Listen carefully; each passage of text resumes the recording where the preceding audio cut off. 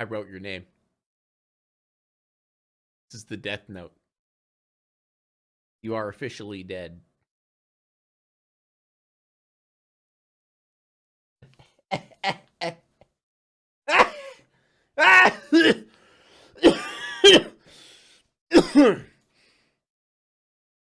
And you put your guesses in the comments section, and then we'll see if anybody comes even remotely close to what the ending actually is. I gotta be honest, I don't think anybody is gonna guess this one. But before we get into that story, if you're a fan of the strange, dark, and mysterious delivered in story format, then you've come to the right place, because that's all we do, and we upload once a week. So if that's of interest to you, please change the fourth song. I probably wrote your name another time.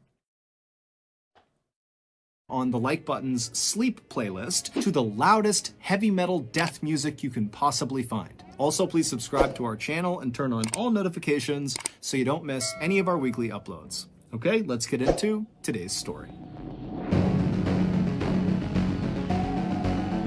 Can I put your name in the death note? You know what, for 2 Canadian, what do you call them? What do you call Canadian money? Porks? 2 porks, 2 Pringles, 2 Canadian Pringles. You know, for 2 Canadian Pringles, I'll write your I will write your name in there. All right. There you go. There you go. They're called maples, shekels, 2 Canadian doubloons. All right. Copyright! Earthquake had destroyed the family's previous village and killed nearly all of their neighbors. And so this family was feeling good start, very lucky to be alive. But when they arrived in Corrèze... Okay, why do people keep spam? I don't know who Burleasy is or what happened to him. I don't know. Right? We're watching Ballin'. If it has to do, like, okay, here's my guess. I'm just going to spitball here. Just from all the other situations with all the other YouTubers and every other day. You know what? I'm not, you know what? Maybe I shouldn't say that, because what if it's actually something bad?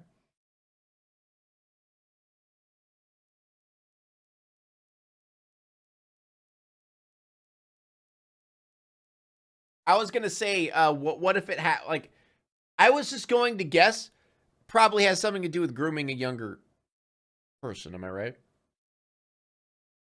This channel got taken down for playing a dumb game. Okay, so it's not grooming. That's good. That's a positive. I'm used, dude, every other day, there's a YouTuber grooming someone, so it's hard to tell. All right? I'm just guessing. But yeah, I don't know who that is. I'm sorry. I don't follow anything, dude. I'm not on Twitter. I'm not on Instagram. I'm nowhere. I'm a ghost. All right, I'm a phantom.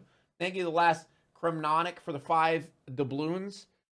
You always make my work shifts bearable. You're watching me at work. Don't tell him. Don't tell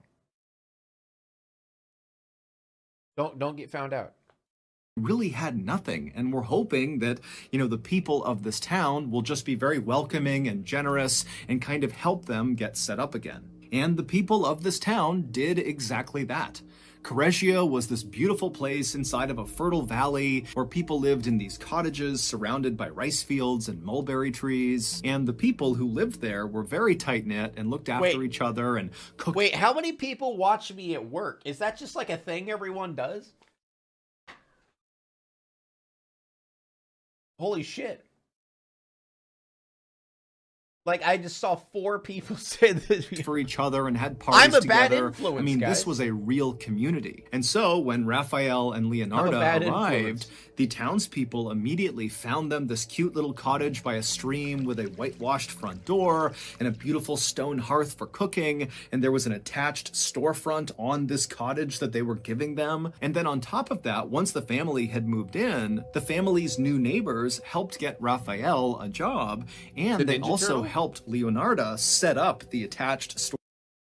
It's just clicking that their names is Raphael and Leonardo. Is this the real story of the Ninja Turtles? What the fuck? Storefront that was part of their cottage so she could sell her homemade soap bars out of this shop. And so very quickly, the family just completely fell in love with Correggio, especially 36-year-old Leonarda. Losing her home and her previous neighbors in that terrible earthquake had been a tragedy on epic scale.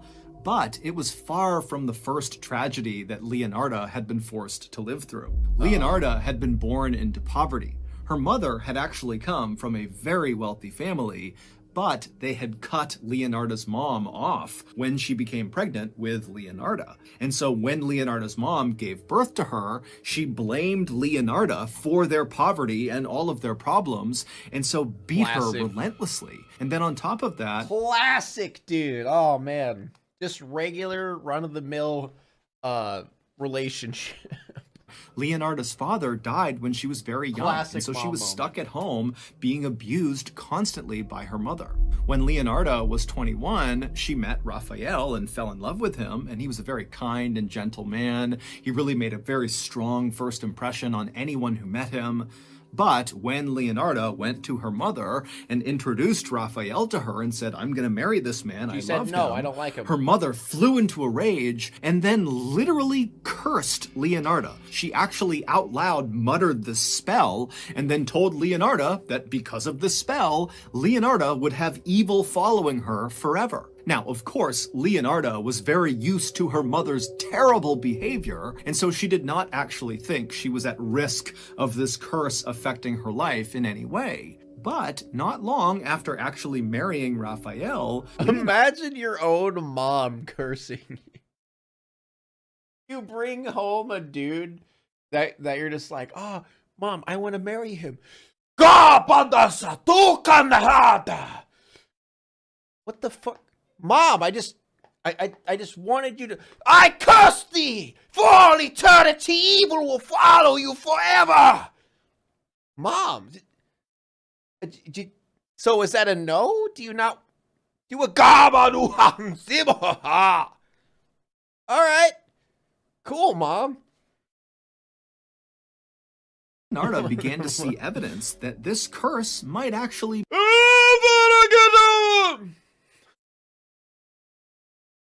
We were just talking about Harry Potter recently. I had to pull out the Voldemort.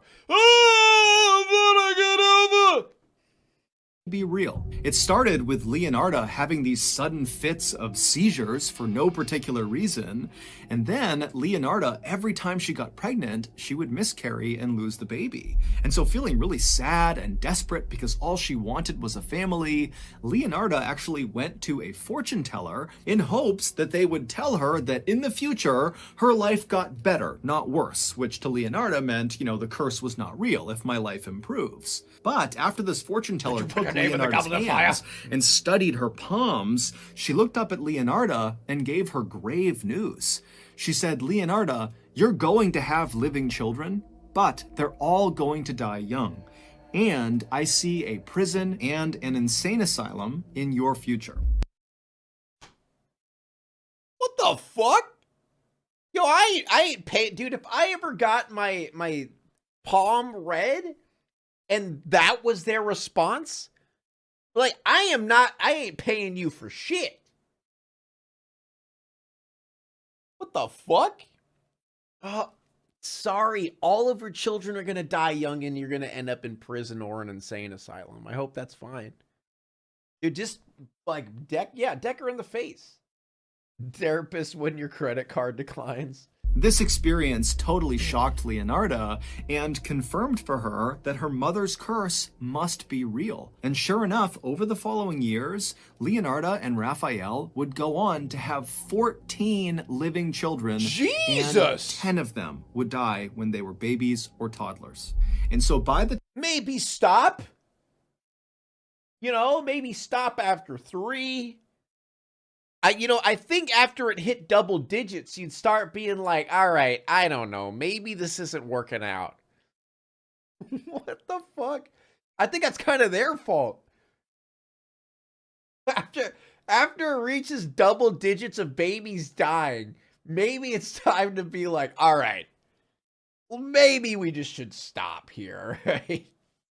Holy shit. At the time Leonarda had arrived in Correggio with her family in 1930, she was absolutely petrified that her last 4 precious children would die because of this curse. And so in order to keep her kids safe, she basically never let them out of her sight, and then she also made sure they always adhered to these strange rules and beliefs that Leonarda had come up with about good and evil that were designed to somehow protect the kids from this curse. But the incredible show of generosity and support and kindness that Leonarda and her family had experienced when they arrived in Correggio had really done something to Leonarda. In fact, it really kind of changed the way she viewed the world. Suddenly, she was less concerned with this curse and how to protect her family from it, and instead, she was just kind of content. She felt safe. She felt happy. The women in the town loved Leonarda and always came by the house to say hi to her and eat some of the amazing tea cakes that she would make.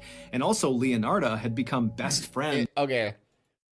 Worst pot. So I'm just expecting, because he said, I'm not gonna, you know, neighbor killer does the unthinkable. Here's what I'm thinking. The town actually isn't nice, right? The town is gaining her trust so then they can murder her and then eat her flesh.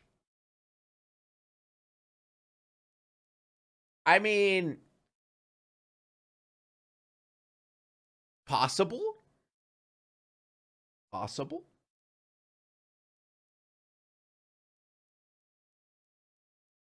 With this woman named Virginia, who was a former opera singer from Milan, who was very elegant and beautiful. How can you and every time she went to a dinner party, she would invite Leonarda. And also, Leonarda and her family were becoming financially stable really for the first time ever. Leonarda's soap shop that she ran out of their cottage was really successful. People came from all around to buy her soaps because nobody could make them like she could. And Raphael's job as a clerk was very steady, and he too was becoming well respected in town. And so because of how well this transition to Correggio had been, at some point Leonarda made a promise both to herself and to the universe that instead of focusing all of her time and energy on this curse, which had plagued her whole life, instead she was going to focus on helping the people of Correggio any way she could, because they had done so much for her. And that is exactly what Leonarda did, but in a kind of ironic way. Because of the fear Leonarda had for her mother's curse, she had gone to that fortune teller many years ago. And even though the news she got when she saw the fortune teller was horrible, Leonarda had left that experience kind of fascinated with the art of fortune telling and magic and sorcery. It just really appealed to her. And so now that Leonarda is making soap out of people, that's possible, was running this very successful soap shop out of her house, there were all these people coming from far and wide that would ask to barter for her soaps. Bartering is like trading one item for another item versus paying for something outright with money. And so Leonarda began bartering with these travelers whenever they had books about fortune telling, about magic, about sorcery, about how to make potions, about it's the Enchiridion, the occult. And after reading through all of these books and learning as much as she could, Leonarda, in addition to selling her soaps, began offering fortune-telling services to the people of Correggio. And it would turn out she was really good at predicting the future, to the point where people in town basically began going to her for all kinds of advice. She helped women find love, she told farmers what crops to plant, she created these charm bags for people and told them they would protect them. She also began creating these herb potions for people when they got sick. It actually got— How do you learn to be a psychic? You read books. That's it. Because psychics are like, you know, kind of guessing. I mean, really, at the end of the day, psychics are just guessing. And I'm assuming books like give you, you know, different tips and tricks on how to guess people's lives and shit. got to the point where people trusted her so much that when they got sick, they didn't even go to the doctor. They just went to her. Yeah, being and a so very psychic quickly, is just reading Leonarda felt very proud of the fact that she had lived up to the promise she had made both to herself and to the universe to always help the people of Correggio at every turn. But more than that, Leonarda was starting to think that this newfound sense of purpose and happiness she was getting in helping the people of Correggio through her various services had finally broken her mother's curse. By 1939, Leonarda and her family had been living in Correggio very happily for almost 10 years, and at the time, Leonarda's oldest son, Giuseppe, was 17 years old. There's no way her son's name is Giuseppe. No person has a name Giuseppe. Come on. That's a fake name. It's not real. Giuseppe was tall, he was handsome, he had dark hair, he had dark eyes, and all the girls loved him.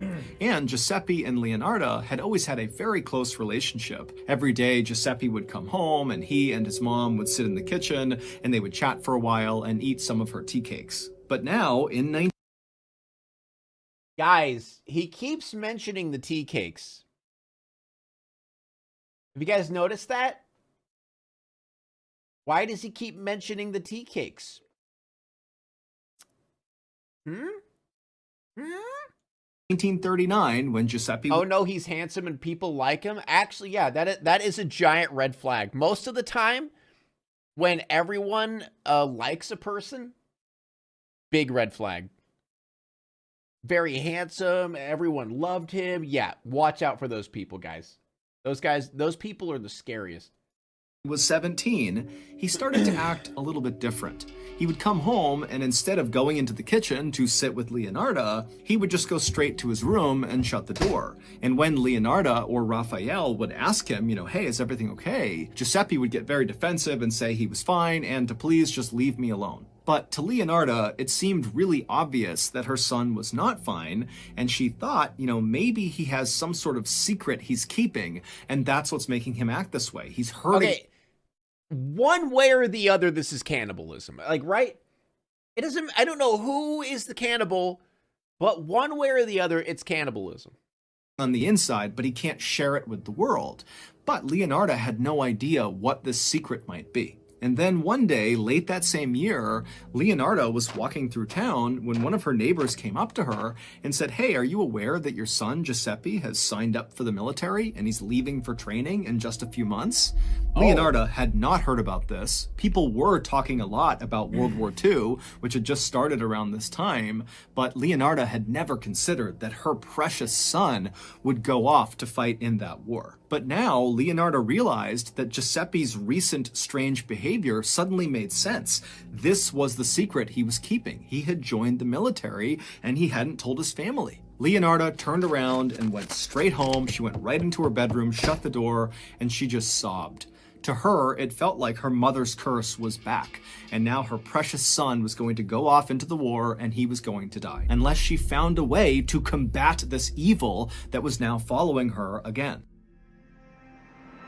Sponsorship. Sponsor time.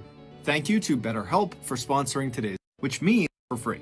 And finally, and read through the next several days, Leonarda did not open up her soap shop. She didn't come downstairs. She just stayed locked in her bedroom and read through all of her books about magic and sorcery and the occult, looking for some sort of solution for how to fight this curse. And finally, she figured out what she had to do. She read that if she gave something beautiful to the universe would reward her. And in Leonarda's mind, that reward would be sparing her son. And so Leonarda decided that the most beautiful thing she could offer the universe would be to help the people of Correggio, which she was already doing, but in her mind, she thought she could really ramp up her efforts and really try to change people's lives. And she thought if she could do that, the universe was sure to notice and it would save her son's life. Leonarda decided that the first person she would really go above and beyond to help inside of Correggio was a woman named Faustina. Faustina, who was in her Not 70s, Faustina. was desperate to get married, but to many people in town, including Leonarda, she seemed kind of beyond help.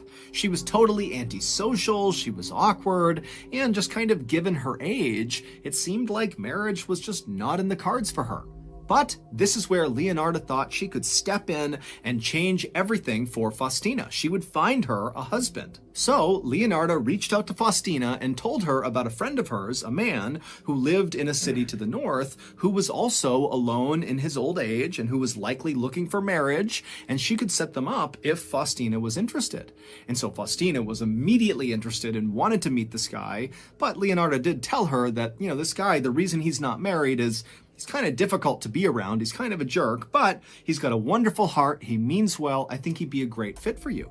And so again, Faustina's like, great, I want to meet him. I want to marry him. I'm ready. And then finally, the day came when Faustina actually went to this other town and met this guy in person, and they fell in love. And Faustina just moved right in with him. And before long, she was sending happy postcards back to... Another person donated and said, your streams and videos keep me entertained at work. Am I just the work YouTuber, guys? Am I just the at work YouTuber for everyone? Correggio, telling everyone about how happy she was and how thankful she was for Leonarda's help in setting. All right, stop. We gotta make predictions on this one, because he said this is unthinkable and there's no way that we'd be able to figure this out. So I don't think the give to the universe and the universe will give back, that's a lie, right? He's baiting us. What she actually read is she needs a sacrifice, right? She needs some sort of like a human sacrifice to give to the universe. And she's going to gain the trust of this 70-year-old lady, murder her, devour her flesh, gain her power, and then use that power in order to cast a spell on her son.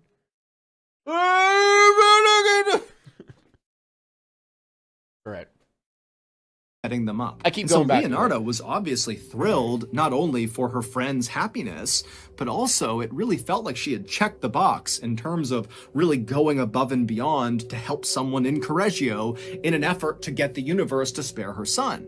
But her son was still a couple months away from leaving for training, and Leonarda, she's very superstitious, and she's thinking, okay, I don't know if that was enough to get the universe to save my son, and so I need to find somebody else I can help. So, in September of 1940, Leonarda began her next good deed project with another woman in town. She was a widow in her 50s named Francesca. She had worked as a teacher, but when her husband got sick, she quit her job, and then when her husband ultimately died, she was left with nothing. So, Leonarda reached out to Francesca and told her that she, Leonarda, would be willing to reach out to her own mother's rich family to see if maybe they had a job they could finesse for Francesca. Now, of course, Leonarda was not excited about talking to her mother's family, who had disowned her mother and had shown no interest in Leonarda, but Leonarda wanted to do this for Francesca and for the sake of her son and getting the universe to notice what she was doing. And so sure enough, Leonarda would reach out to her mother's family, and they were remarkably open to the idea, and they got a job for Francesca in Switzerland. And so eventually, Francesca jetted off to Switzerland, and then a couple of days later, she was sending postcards back to Correggio saying how happy she was and how thankful she was for Leonarda's help. And so again, Leonarda was so happy about this outcome, both because she cared about Francesca and also because this was yet another kind of check in the box of her good deeds that the universe was going to notice that in turn would save her son. This is how you guys live life, all right? Just check mark a bunch of good deeds just to make sure that, you know, the universe will pay you back, or as in like religious ways. You have to have like, it's like a point system to get into heaven. You know, open a door for someone, 5 points. Pay for someone's dinner. That's like a 10-pointer. You know, you have like this big list of like points. And if you reach 1 million points by the end of your life, you might have a chance, you know? I'm like at the 50K mark right now. I'm working on it. But again, after Francesca didn't need any more help, Leonarda found herself looking at her son, who was getting closer and closer to leaving for training, and she would think to herself, have I done enough to protect him? Kind of did. Have I really stopped this curse from killing him after he leaves? And Leonarda eventually decided that no, she had not done enough. She needed to do at least one more really big good deed for someone in this town. And who better to help than her best friend, Virginia, the former opera singer. Leonarda knew from all her talks with Virginia that Virginia really missed living in the big city and going to the opera house. And so Leonarda reached out to Virginia and said, you know what? I can reach out to my mother's rich family and maybe they can find a job for you in a big city if you're interested. And so Virginia was like, wow, yes, I would love that. That's an amazing opportunity. And so Leonarda again would contact her mother's rich family, and again they came through, finding this job as a social planner for this very rich guy in Florence, Italy, who often funded plays and operas. And so this job was perfect for Virginia. When Leonarda told Virginia about this opportunity, Virginia cried tears of joy. After packing up all of her things, Virginia made a stop at Leonarda's house to say goodbye and thank you, and the two women would hug and laugh and cry. They would drink wine together, and then finally, when it was time for Virginia to go, even though Leonarda was very sad, she was also quite happy, because finally she felt like this good deed was enough to get the universe to spare her son. However, Leonarda, being a very superstitious person, did have one more little thing she wanted to do with Giuseppe before he left for the military. And this little thing was her, Leonarda, bathing her son, her 18-year-old son, with a particular bar of soap, and then she also wanted to feed him a special kind of tea cake that she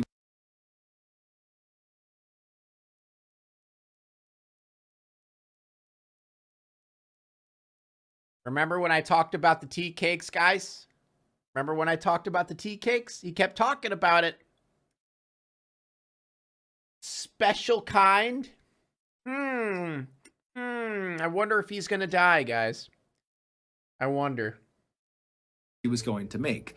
The soap and the tea cake had these special herbs and ingredients and different things she had pulled from her books of magic and the occult, and they would kind of form like a protective barrier both outside and inside of Giuseppe. So on the same night that Virginia headed off to Florence, when Giuseppe came home... So she killed all the people that she helped, baked them into her tea cakes, and put their flesh in the soap. That's what I'm getting. That's what I'm getting here. Leonarda approached him. Because that would be like the ritual, right? She would sacrifice all these people. And because every single person... Guys, every single person left town. Think about it. Every single person did not come back. Like, they left town. Right? The first lady left town to go to that one dude and marry him. The other lady left town to go to her family. And then the other dude left town. Other lady left town to go to her family. So she killed all three of these people and baked them into these tea cakes. And probably did something with the soap. I'm right, guys. I'm right. And said, I want to give you... He said it was unthinkable, but I thought it. Bath, and I want to feed you these tea cakes. And Giuseppe was not remotely enthused at the idea of having his mom bathe him. He's 18. But he knew she was highly superstitious. She seemed pretty emotional about this, and it just seemed like it was extremely important to her. And so he said, okay. And so Leonarda washed her son with this special kind of magic soap, and then she also gave him the tea cakes. And then afterward, even though Giuseppe was really annoyed by what he had just been asked to do, Leonarda was so happy she was practically floating. She felt like she had done everything she could possibly do, and now she could just relax because her son was safe. But soon, Leonarda would learn that that was not actually true. A few days after giving her son the magical last bath and magical tea cakes, the police showed up at the front door of Leonarda. Oh my God! I fucking called it, dude. House. And when she opened the door and saw the police, she asked what was going on, and the police would say to her, hey, the 3 women that you supposedly helped that left town recently, they've all been reported missing by their families. They don't know where they are. And so Leonarda, she was totally shocked by this, and she said, no, that's not possible. I write to them all the time. I get postcards that come in very regularly from all of them. And then Leonarda went and got the postcards and showed the police, like, look, I'm talking to them. How could they possibly be missing? And so the police, they would look at these letters and dude, she was prepared, man. She had the receipts, guys. She had the receipts. Would agree with Leonarda that it is pretty strange that she'd be getting these very authentic seeming letters from these women if these women were also missing. And so eventually the police would leave and they would tell Leonarda that they would be in touch if they needed anything. And then over the next couple of days, Leonarda was very concerned about these 3 women, but she... All right. If it's not Leonarda, maybe it's Leonarda's family? But regardless, they're all dead. Their flesh is in the tea cakes. That's all I know. Received numerous postcards from these women over those several days, and all of these postcards were totally normal seeming. And so Leonarda was fairly confident that whatever was going on with the police had to have been a mix-up, and she wouldn't be hearing from them again. But a couple of weeks later, the police did come back to Leonarda's house, except this time they didn't knock, they just barged right in. After the police had spoken with Leonarda that first time, they did some digging on these letters that she was receiving, and they managed to trace them all back to their start point. And it turned out all of these letters was at her house. From all 3 of these women were originating from one place. It was this little town to the north of Correggio. And when police went to this little town, they discovered that these letters that were starting in this little town were all being mailed by the same person. And they got a physical description of this person who apparently was pretending to be these 3 women. And the description was of a tall, handsome young man with dark hair and dark eyes. It was Giuseppe. Wait, they were both in on it? Or wait, Giuseppe did it? Giuseppe do it? Or were they both in on it? So it was Giuseppe? After the police barged into Leonarda's house, they went straight to Giuseppe's room where they accused him of murdering those 3 women, and then they hauled him out of the house and brought him to the station to question him about where he dumped the bodies. When the last police officer left Leonarda's house, Leonarda walked outside and just stood there wondering what she was going to do. It was like she had done everything in her power to protect her son from this curse, but somehow this curse she knew had done this to her son. And so now she knew there was only one thing she could do. Without saying anything to her husband, she went inside, she got her things, and she began making her way to the police station. At this point in her life, Leonarda looked much older than her actual age of 46. She had very gray hair, her face was very wrinkled, and she was stooped over, and she was always carrying these charm bags and magical potions and little stick figures that she claimed protected her family. That's pretty sick, though. I'd like to live like that. And so her overall appearance when she wandered into the police station was that of a very frail old woman who was also very strange. And so Leonarda hobbled her way up to the front desk, and in a trembling voice, she asked the attendant if she could speak to the detective who was working on her son's case. And then a moment later, she was led into an interview room. Because she's gonna confess. Ready? Where she was told to wait. And then a little while later, the lead detective walked into the room. He sat down across the table from Leonarda and he said, "What can I do for you?" And immediately Leonarda said, "My son, Giuseppe, is innocent." And the detective, when he heard this, he was not remotely surprised. In fact, this is fully what he expected this conversation was going to be. He knew Leonarda loved her son very much, and of course she was going to say he was innocent. This is what parents typically did in cases like this. But the detective decided he wouldn't try to stop her. He would just let this very distraught mother kind of talk for a bit. He would tell her that he would follow up on whatever she was saying, and then he would drive her back home. But this detective was not expecting the things that would come out of Leonarda's mouth over the next couple of hours. What's the motive? She probably read an occult book, like I said, that talked about the only way to break a curse is to sacrifice people. And she did that, by baiting them all to leave the area, killing them, and then cooking their flesh in the tea cake. The tea cakes, guys! Think about the tea cakes. Hours. In fact, her story about why Giuseppe was innocent was so shocking and so bizarre that the detective outright said, "I don't believe you. I don't believe this. This can't be true." And then other officers were called in to listen to her story to see if they believed it. And they too said, "This doesn't seem real." But the police would follow up on the details she gave, and it all checked out. It would turn out, back in late 1939, on the day that Faustina, the first woman that Leonardo pledged to help in order to get the universe to save her son, when Faustina was set to go north and meet her future husband, Faustina stopped by Leonardo's house to say bye. And when she was in Leonardo's house, something very unexpected happened. Didn't all of them stop by her house? When Faustina walked into Leonardo's kitchen where Leonardo was, Faustina was so excited about meeting her potential future husband that her hands were shaking and she was smiling ear to ear. And so Leonardo said to Faustina, "Hey, you need to calm down." And so she handed Faustina a glass of wine. And so Faustina took the wine and she had a couple of sips of wine, and right away Faustina started feeling dizzy, and before long she was grabbing the table just to keep from falling over. It would turn out the wine was poisoned by Leonardo, and so Faustina, she's kind of looking up at Leonardo, and Leonardo is looking down at her, and she's got an axe in one of her hands. And she says to Faustina, "I'm so sorry."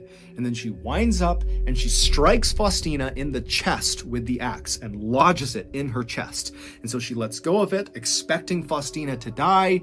She doesn't. Faustina's just standing there with an axe in her chest. And so Leonardo grabbed the handle of the axe, she pulled it out of her chest, and then began wailing on her head over and over and over again until Faustina did fall to the ground dead. Then Leonardo lit a fire under her big metal pot on the stove, and then she cut Faustina's body into 9 pieces. She drained the blood out of the body into a bucket, and then she chucked those 9 pieces into the pot on the stove and began to mix them with caustic soda, which is a powerful dissolving agent that's used to make soap. And then she boiled the ingredients, her body parts and this caustic soda, for hours. Faustina's body slowly turned into this horrible black mush inside of this pot, and Leonardo was watching this the whole time, and she just had a look of total disappointment as this was happening.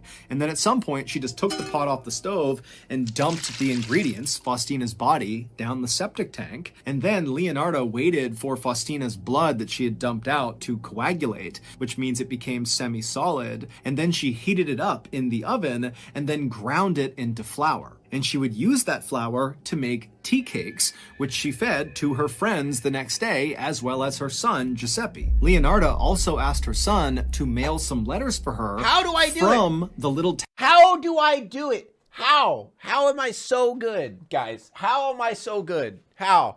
town to the north where Faustina had supposedly gone. These letters, of course, were written by Leonardo, pretending to be Faustina to give the impression that she was still alive and well. And Giuseppe, when he was told to go mail these letters, didn't think anything of it. He was used to doing errands for his mom. Even though Leonardo basically got away with killing Faustina, her plan for Faustina had not really gone the way Leonardo had hoped. When she boiled Faustina's chopped up body parts and this caustic soda, they didn't really mix the way she wanted them to. Leonardo was convinced that the reason for this is because Faustina was too skinny, and so there wasn't enough fat on her body for the mix to be perfect. So Leonardo had come up with another elaborate story, this time for another woman, Francesca, about that job in Switzerland she got through her mother's rich family. Of course. See, the reason I knew it was bullshit is the fact that she's like, oh yeah, and my family said, and her family said yes, her family said yes. No family would do that for her, you know? Especially when they treated her like shit. Like when they treated her like that and her mom cursed her with the Avada Kedavra, like there's no way they're gonna help her out. Of course, none of that was true, and when Francesca came by Leonardo's house to say goodbye to her, she was offered a glass of poisoned wine, and after she sipped from it, she became dizzy, and then Leonardo showed up with an axe and hacked Francesca to death. But again, when the body parts and the caustic soda were in the pot on the stove boiling together, they were still not coming together the way Leonardo wanted. And so again, Leonardo, with a look of disgust, just dumped the pot down the septic tank and wound up making tea cakes from Francesca's blood. Then the next day, she fed those tea cakes to her friends, as well as Giuseppe, and she also asked Giuseppe to send a few more letters from up north. These letters were, of course, from Francesca. Still feeling totally unsatisfied with how the last two killings had gone, Leonardo moved on to her third target, her best friend, Virginia. And this time, when Virginia came by Leonardo's house to say goodbye, everything went to plan. Leonardo was able to poison Virginia, she killed her with the axe, she chopped her up, she put her in the pot, and this time, the 9 chunks of her body mixed beautifully with the caustic soda. And so after adding a few fine perfumes into the pot, Leonardo was finally able to create the thing that she had not been able to create with the other 2 women's bodies. And that was a beautiful, rich, creamy bar of soap. She also, again, made tea cakes from Virginia's blood. That night, when Giuseppe came home, Leonardo demanded that she be allowed to bathe. Dude, imagine Giuseppe. Imagine being Giuseppe, bro.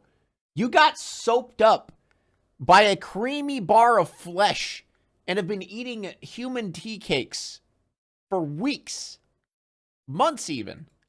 Him with her magic soap, i.e. the soap made from Virginia's body. And so she did that. She scrubbed him with Virginia's body soap. And then while she was doing that, she fed him the tea cakes that were made from Virginia's blood. It would turn out Leonardo did in fact believe that in order to save her son from this curse, she would need to give something beautiful to the universe.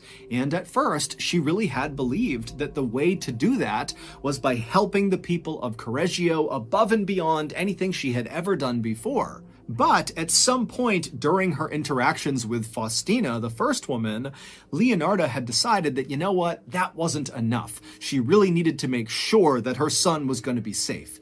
And so the only way really that Leonardo could guarantee her son would be safe would be... I was wrong on this part, to be fair. I was wrong on this part. I assumed like she read some like crazy book that said, you know, sacrifice or whatever. But no, this is just her own delusion. If she actually took a life and gave that back to the universe, that would save her son. The reason Leonardo wound up taking 3 lives and not just 1 life is because she also decided that as an extra protective measure, she wanted to make sure that she actually bathed her son, literally, in the body parts and kind of essence of the life she had taken. And so that's where the idea of the soap came in. However, the first 2 women, their body parts didn't mix right, and so she couldn't turn them into soap. But then Virginia came along, and her body did mix with the caustic soda, and so Leonardo was able to make her soap. She was able to bathe her son. Thank God it was only 3 people. Imagine if she kept going. Like how, dude, she had 14 kids. Imagine if, like, she wouldn't stop. If she didn't stop after 10 kids, she wouldn't stop after 3 kills. She'd keep going, man. With Virginia's body and feed him Virginia's blood. And so in Leonardo's mind, she had done everything she could to protect her son at that point. Leonardo would ultimately be sentenced to 30 years in prison, as well as 3 years in an insane asylum. That's it? 30 years? Bro, that's like a triple, you need a triple life sentence on that shit. What do you mean 30 years? She fucking killed 3 people, boiled them, cut them up, fed them to people. And just give her 30. She'll learn her lesson. She'll learn her lesson in 30. What?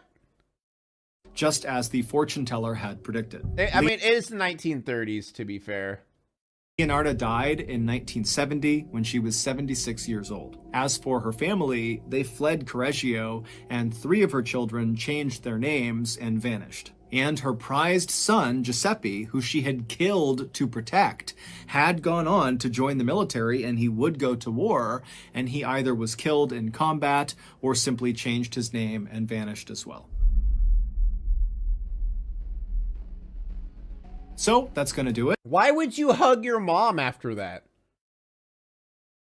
Is that him hugging his mom? How the fuck do you hug your mom after that? Yeah, he got bathed in human for nothing. All of that, he still went to war and died.